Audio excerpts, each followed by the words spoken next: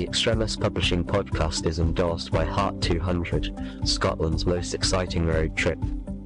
Find out more at heart200.scot.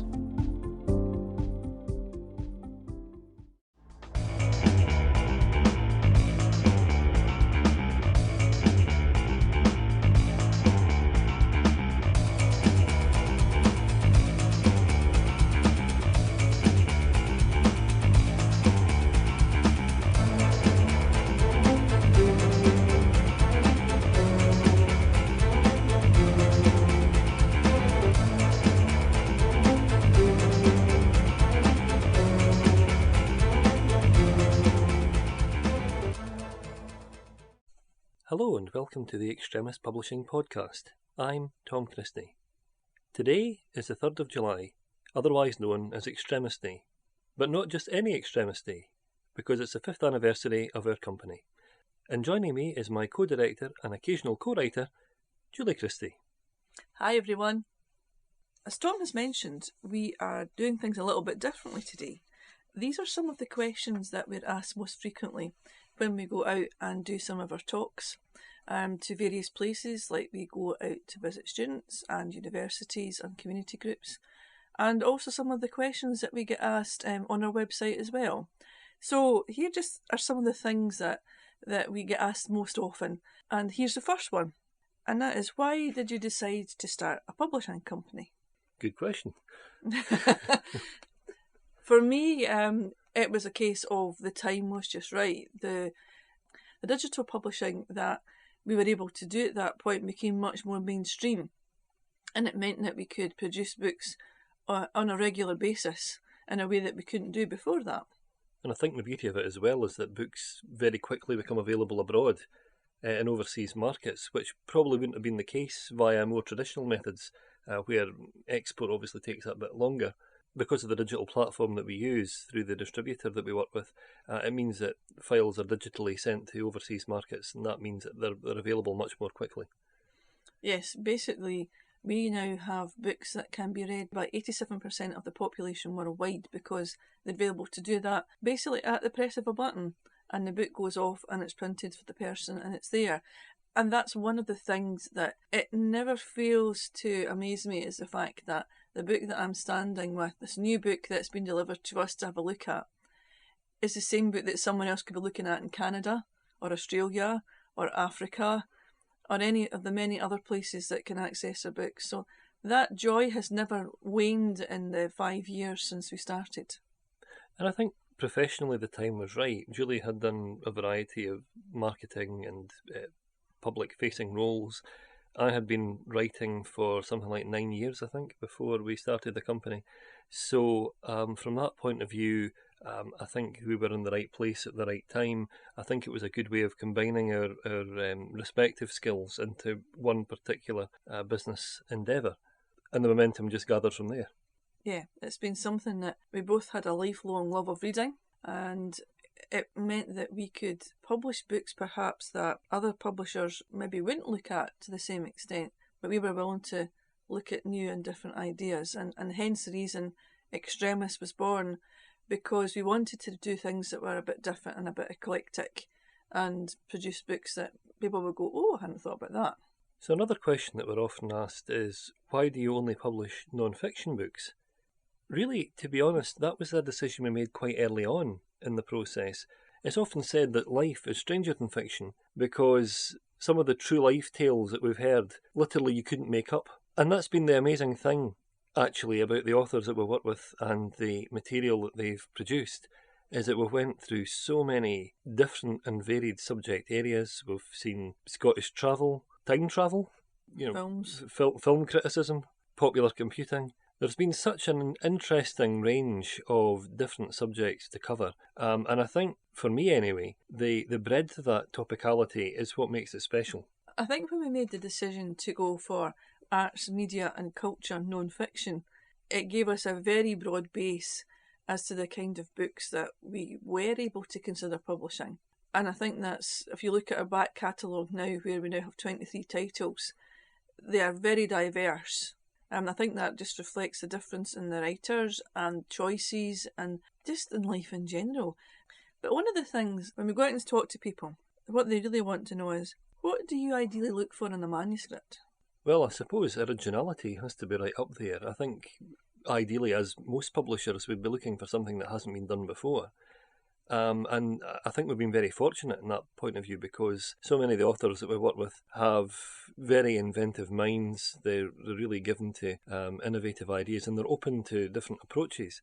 Yeah, it's been great fun actually, starting with basic ideas and then watching it develop until you've got the final product, this lovely book for everybody to read. As well, I would say, if it's going to be a manuscript that you're going to provide for us, bear in mind that is the first time that we're going to see your work. So, like everything else, that's basically your shot front. So if you want us to take a closer look at it and be inspired by it, things like being clear on what your objectives are with the book that you're producing, things like the content of what you put in the manuscript. We don't want to see the full book. We only want a synopsis and a plan of how you want to take it forward. And also things like grammar and spelling, because these things do make a difference. This is your first impression for us. So it does make a difference to the overall picture if the manuscript looks great. And that leads us on to our next question, which is, why don't you accept unsolicited manuscript submissions at the current time? Well, the honest answer to that is because we have to work so far ahead. At the moment, we have books lined up not just into 2021, but actually into 2022.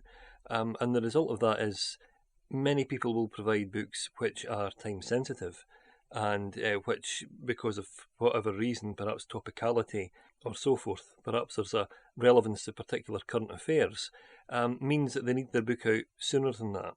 So from our point of view, because obviously we're a small team, is that it's probably better and fairer for people if we work through the material that we have at the given time, planning ahead, than it is to perhaps give people the impression that their work will be out very quickly, which often it's not possible to do. I think as well it's also worth saying, quite often you'll also find that people will send in inquiries about books that are maybe quite similar to what we've just published. And usually it's because they think they've got something similar that we want to publish as well. We tend to try and mix things up a little bit.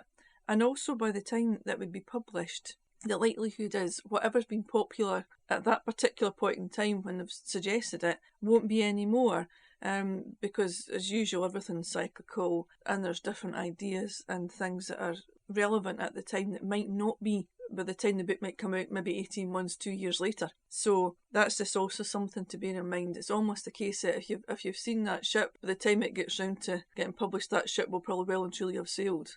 As the old saying in publishing goes, if you see a bandwagon, it's too late. And that leads us quite neatly on to the next question, which is, how closely do you follow the releases of other publishers? Well, the honest answer is not very closely, because our books are laid out in a schedule 1-2 years in advance. So it's impossible to know what other publishers are going to be bringing out at that particular time. We just have to use our own initiative when we're laying out our schedules to try and be as wide-ranging in terms of the subject matter that we deal with as is possible. So from that point of view, no, it's not something that we pay too close attention to when it comes to what other companies are doing. I think for me as well, the most important thing is the variety that we offer and the fact we try and maybe publish slightly different books. For us, the most important thing is our readership and people who support us by buying our books and support our authors in the same way, to give them a voice to do that too. So that's really the most important thing to us. And if a book's good, a book's good. And we stand by the things that we publish. So that to us is the most important thing, is that our readership will like the books that we provide for them. And I think that's the important thing. I mean, we've been very fortunate in that people have been quite engaged by the books. That's something that's come out of various public events that we've been invited to, is that people really do want to talk about books, they're passionate about literature, and they're interested to know more, not just about a book and how it came to be there, but a little bit more about the people who are behind those books. And I think that's an interesting thing. I mean, that's something that really is, certainly in the last 10-20 years, something that has developed quite prominently, is the fact that the author and their approach to literature is often evaluated just as closely as the books themselves often are. So having told you all about that, where can you go and buy Extremis books from? Well, the answer to that is basically 87% of the globe. We have an online presence in the usual bigger but smaller places who also sell online. We have noticed a number of those increasing over the years as well. And if you go onto our website or onto the specific books, you can click onto the different buttons and actually see the different places, the different prices, that kind of thing. And obviously, when it comes to bookshops as well, we're always going to be more than happy to hear from independent bookstores to provide as much interest for readers as possible on the high street too. So really, it's just a case of going in, and if they don't have the title, they can order it in for you. Yeah, that's the important thing. If they have access to the ISBN, then technically they'll be able to obtain the books for you because they're available from major wholesalers in the UK and abroad. I think one of the things that marks this out is the fact of, and this is our next question, are you willing to take a chance on new authors? The answer to that is yes. For us, it's been something that I wouldn't necessarily say we set out to do initially, but we were certainly interested in hearing different voices from different areas, different walks of life, and that sometimes meant speaking to people who sometimes didn't actually feel that they had the courage to actually write the book, but we knew from the people that they were that they absolutely had a story to tell. So there were a number of new authors since we started. No, that's the interesting thing, because we had a combination of authors who were well established and had quite a bit of experience in the field, and others who were starting their writing career for the first time. And everyone is different. Everyone has a different take on writing. Everyone's creative process is slightly different. And for that reason, we always like to do the best we can to encourage the people that we work with and to work with them, to make sure that there's a collaborative process going on where they feel that they're able to talk about their book in terms not just of the commercial aspect of it, but in terms of the artistic aspect of it as well. And that's the important thing. I think we've been very fortunate in the sense that we've been able to work closely with the authors who have written books for us and to discuss their work in detail with them, to make them know without question that their work is respected and that the book that's coming out is absolutely reflective of the story that they want to tell. But that's not the only thing that we do. We don't just publish books. We do offer other publishing services as well, which are related to what we do and encourage people to get the best out of their writing as well. I think most prominently talks and presentations, public events. These are always very worthwhile because it gives us an opportunity to hear what people want to read about, to find out more about what other people feel about the writing process and to take things on board.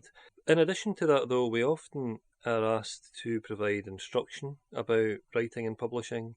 We can be asked about advice and consultation regarding very particular aspects of the publishing process, and sometimes people are just looking for recommendations. I mean, they might not necessarily want to publish a book with us, say for instance as a work of fiction which we wouldn't publish anyway. They're looking for a bit of professional guidance and have contacted us. We are open to the commissioning of new work as well if people are looking for a very specific book to be written and are seeking a particular author to write a full-length work on a given subject. So there are a variety of different services that we cover, and that's I suppose the important thing is being adaptable, is making sure that we're able to take things on board sometimes at short notice. But there's lots more details about that on our website if you want to have a better look, and we're always happy to hear from people as well. I guess that kind of brings us on to the next question, which is, what's your favourite thing about working in publishing? Well, there are so many from my point of view. I think the podcast is something that has gained momentum over the last couple of years, and I've always enjoyed doing that. But the one thing that I hadn't anticipated when we started, I mean, I think everybody assumes, with publishing that there's going to be a lot of emphasis on things like editing and book design and typesetting and things like that. But it was the things that I hadn't anticipated that have been the most interesting. Certainly the public events have been good, getting out there and meeting people. But the video presentations as well, I've enjoyed that. because they aren't just straightforward features which involve meeting the author and hearing people talk about their work, interesting though those are. It's when we do other things as well. We do an annual Christmas feature, and there's always a bit of a challenge to try and think something totally different up every year. So I've always enjoyed doing that. I mean, there's so many different aspects, many of them totally unanticipated, that have made it such an interesting thing to do. I think for me, Tom comes from a literary background. I come from a very different one, where basically I have worked for charities and retail and commerce over the years. So I'm used to working with people on an everyday basis and helping them. So it was a great way of us combining our skills to do this. And I love the fact when I get out and about and I can have a chat with people and tell them about what we do, because I love what we do. I love the fact that we have so many brilliant authors who are just fantastic people. I love the fact that because we're of the size that we are, we know all our authors and we get to know them and we hopefully work with them really well. And I just love it. I love everything about what we do. And I love the fact that even as young children, it was very much a case of reading was always encouraged in our home. It was always encouraged that we should broaden our horizons and try and look at things in different ways and always see different perspectives and different views. And publishing lets you do that. It lets you unleash on the public a whole variety of different views and ideas, hopefully that they will take on board and potentially think, I never thought about that way. Oh, and I've never been there on holiday. That sounds fantastic. Or, I've lived in this area all my life and I didn't realise X, Y and Z were there to go and visit. So yes, the favourite thing about this is, for me, is about working with people and going out to events as well. And also dealing with anybody who's interested in know more about our books, stocking our books, events like book signings. I love all that sort of thing as well, and doing all the coordination for that. Because that's the interesting thing about publishing, isn't it? Is that it's one of those industries, it's very easy to be enthusiastic about it. You're always meeting new people, you're always doing new things. And in terms of the technology that's available, and in terms of the number of people who want to tell their story or to bring a subject alive, there really hasn't ever been a better time to be involved in publishing than there is now. I mean, there is a genuine buzz around the whole industry, which is always really exciting. And it's a kind of job that you can do where literally every day you're going to be meeting a different challenge. And there's something to be said for that, I think. It changes things up, it really does. And no two books have ever been the same, which is an exciting thing, actually. Because when you're doing it, we're always consciously aware of the fact, not just that we're helping an author to make their book come alive for a readership, we also think about the readers themselves. How are they going to react? What's their view going to be? I guess the other thing as well, we deal in real books. There's a place for ebooks, I grant you that, but to me, there is nothing like getting a book and you open it up and it has that new book smell, and it's lovely to give as a gift in a way that you can do with something that's electronic. And for me, I love that too. I love the feel of it, I love the covers, and it's a very physical thing. It's actually having that book in your hand. And I think that leads us neatly on to the final question today. What future plans do you have in the pipeline at Extremis Publishing? Well, that would be telling. But that's always a question people do ask us, it has to be said. Well, you know something, for us, we've always tried to innovate. We've always done things like podcasts and videos and stuff like that. People don't necessarily associate with automatically with books, but we want to continue to do what we do, but we're always up for ideas and we're always up for suggestions. So, you know, this is, I guess, your kind of chance to get in touch with us via our website. That's been the exciting thing about publishing in the electronic age, is the fact that there is so much interaction between us, between authors, between members of the public who are interested in publishing and reading. It's been an interesting journey, and I'm very glad that even now, 5 years into it, it feels as though we're still at the beginning of it. We're always learning something new. There's always new things going to come along. Digital publishing is still evolving. We're still looking at new and interesting things that are coming. And I also like the fact that we're in a position where we can talk to anybody all over the globe. It's not just a case of what we do in Britain. It's a case of the people that are interested in our books. And I guess hearing about the different cultures as well, I think that might well be something that we'd like to expand upon, is to hear more from other countries who have avid readers as well, and we'd like to know the sort of things that they would like to read too. Absolutely. And that's been really, I think, what's appealed to me most about the social media aspect of publishing, is the fact that we've been able to connect with people not just in the UK but further afield. And that's fascinated me. It really has, the fact that, you learn more about readers in North America, you learn more about readers in Australia and New Zealand, really on the other side of the planet. And that's a really humbling thing, to think that books that your company has produced are being read over in different countries, bringing an author's work to life over there. It makes the world a very small place. It does, and I guess the one thing that we would always want to continue to carry on well into the future, beyond 5 years, 10 years, however many years we're lucky enough to still continue to be able to publish books, is the fact that for us and our authors, it's family. It feels like family, people that we know. It's a family business, and we hope that comes over by how we treat people and the respect that we have for people who want to know more about what we do. It has an international flavour, though. It has to do that. So I guess it's the kind of the family ethos internationally is where I would hope that they would still continue to be. And if anything, our family can broaden, because social media and technology makes it so much easier as time has gone on. So as the website says, based in the heart of Scotland, serving an international leadership. I guess that's true. I think that pretty much sums up Extremis in a nutshell. So that's the story of our first 5 years. I hope that you've been able to join us for some of it or all of it, and that you will continue with us on our journey. Don't be a stranger. Come and be part of our Extremis family. Join us on Facebook and our social media, and tell us about the different things that you would like to know more about and read. So thank you very much for joining us today and sharing with us in our 5th anniversary special.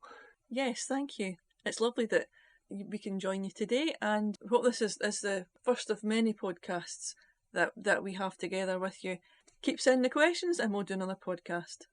We are Julie and Tom Christie, the brother and sister publishing team from Extremis Publishing. Thank you very much for joining us, and I hope that you'll join us again soon. Bye.